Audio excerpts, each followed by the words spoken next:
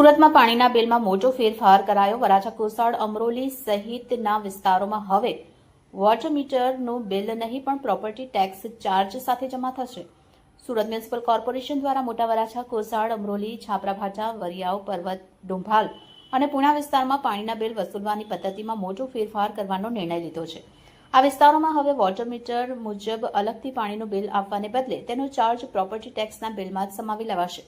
શહેરમાં 24/7 પાણી પુરવઠા યોજના હોવા છતાં 24 લાખથી વધુ ઘરોમાંથી માત્ર 75,000 ઘરોમાં જ વોટર મીટર લાગેલા છે। આમાંના 42,000 ઘરો ઉપરોક્ત વિસ્તારોમાં છે, જ્યાંના લોકો મીટરના બિલનો વિરોધ કરી રહ્યા છે અને બિલ ભરતા ન હતા। તો નાગરિકોના સતત વિરોધના કારણે પાલિકાને આ નિર્ણય બદલવો પડ્યો છે। 60,000 મીટર ધારકોને પહેલેથી જ પાણીવેરામાંથી મુક્ત કરવામાં આવ્યા છે। આ નવી વ્યવસ્થા 1 ઓક્ટોબરથી અમલમાં આવશે। શહેરમાં વોટર મીટર લગાવવાનું કામ ચાલુ રહેશે, પરંતુ તેનો ઉપયોગ માત્ર પાણીના વપરાશનો ડેટા એકત્રિત કરવા માટે થશે, બિલ આપવા માટે નહીં।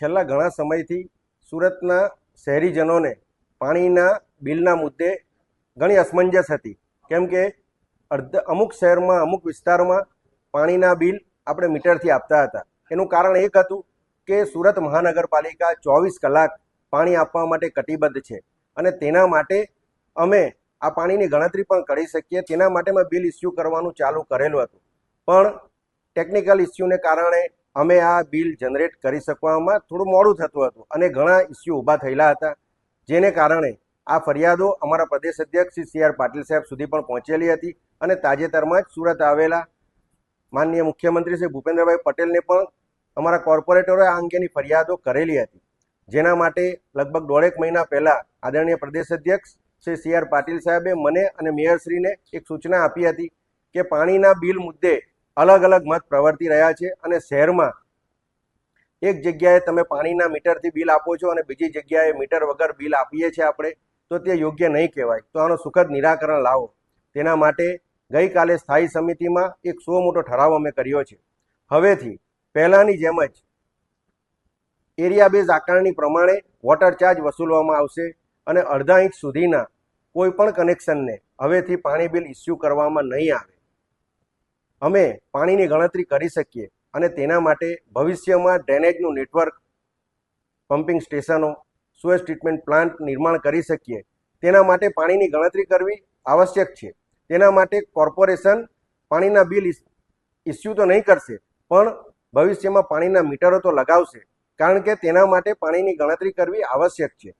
આ મીટરો ઇસ્યુ કરવા માટેના કોઈ પણ પૈસા મિલકત ધારકો પાસેથી લેવામાં આવશે નહીં, એનો ઇન્સ્ટોલેશન ચાર્જ પણ કોર્પોરેશન જ ભોગવશે। અમે ફક્ત ને ફક્ત પાણીની ગણતરી કરી શકીએ તેના માટે જ મીટર નાખવા માગીએ છીએ। આ ઉપરાંત શરૂઆતમાં એવું હતું કે અડધા ઇંચથી ઉપરના જે કનેક્શનો છે, લો રાઇઝ કે હાઈ રાઇઝ હોય, તેમાં અડધા ઇંચથી ઉપરના કનેક્શનો હોય છે, તેમાં ટેનામેન્ટ દીઠ આપણે 20,000 લીટર પાણી દર મહિને એક કુટુંબને ફ્રી આપતા હતા।